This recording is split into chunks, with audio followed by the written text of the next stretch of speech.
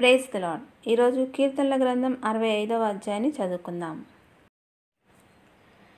దేవా, సియోనులో నీ ఎదుట మౌనంగా ఉండటం, నిన్ను స్తుతించడం యోగ్యం. నీకు మొక్కుకున్న ప్రకారం చేసి తీరాలి. నీవు ప్రార్థన వినేవాడవు. మానవత యావత్తు నీ దగ్గరికి వస్తుంది. అపరాధాలు నన్ను జయించాయి. అయితే నీవు మా అతిక్రమాలను కప్పివేశావు. నీ ఆలయం పరిసరాలలో ఉండటానికి నీవు ఎన్నుకొని నీ దగ్గర చేర్చిన వారు ధన్యజీవులు. నీ పవిత్రాలయం అనే నీ ఇంట్లో ఉన్న ఆశీస్సులు మాకు సంతృప్తి కలిగిస్తాయి. మా రక్షణకర్తవైన దేవా, భయభక్తులను కలిగించే కార్యకలాపాల ద్వారా న్యాయసమ్మతంగా నీవు మాకు జవాబిస్తావు. భూమి కొనలన్నిట్లో ఉన్నవారికి, సుదూర సముద్ర తీర వాసులకు నీవే ఆశ్రయం.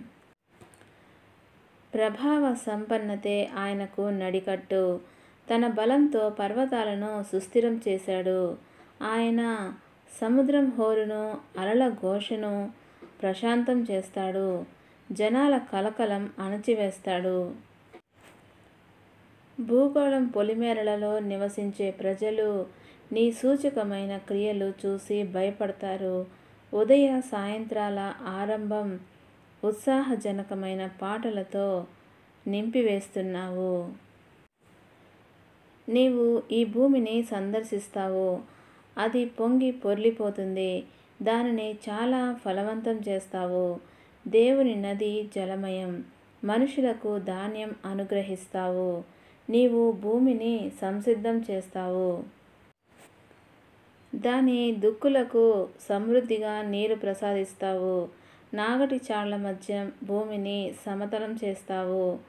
వానజల్లులతో అది మెత్తబడేలా చేస్తావు. మొలకెత్తినప్పుడు దానిని నీవు దీవిస్తావు. సంవత్సరమంతటికి నీవు చేసిన మేలు మకుటాయమానంగా ఉంది. నీ రథచక్రాల జాడలు జీవసారం ఒలకబోస్తున్నాయి.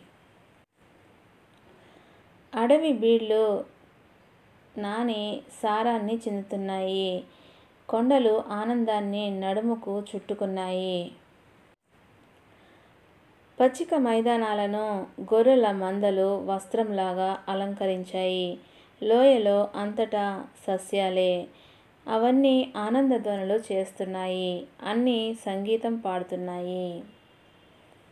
దేవుడి పరిశుద్ధ వాక్యమును దీవించునుగాక. ఆమేన్.